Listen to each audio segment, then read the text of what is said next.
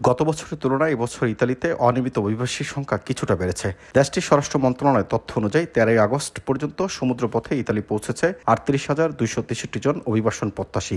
এদের মধ্যে শীর্ষে রয়েছে বাংলাদেশিরা। সরকারের নেয়া কঠোর পদক্ষেপের কারণে 2024 থেকে অনিয়মিত অভিবাসীর সংখ্যা কমেছে ইতালিতে। ইতালির স্বরাষ্ট্র মন্ত্রণালয়ের তথ্য বলছে 2024 সালের তুলনায় 2025 সালে অনিয়মিত অভিবাসীর সংখ্যা কিছুটা বেড়েছে।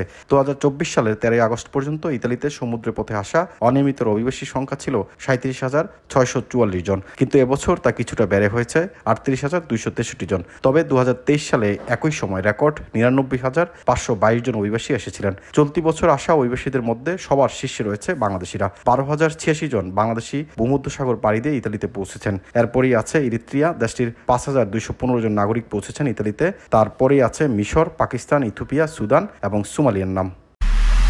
এমআইবি সংবাদ ও সংবাদ সংশ্লিষ্ট অনুষ্ঠান দেখতে ভিজিট করুন www.mibtelevision.tv ও facebook.com/mibtelevision.tv এবং সাবস্ক্রাইব করুন youtube.com/mibtelevision-এ। এমআইবি টেলিভিশন, সত্য খবর, সঠিক খবর।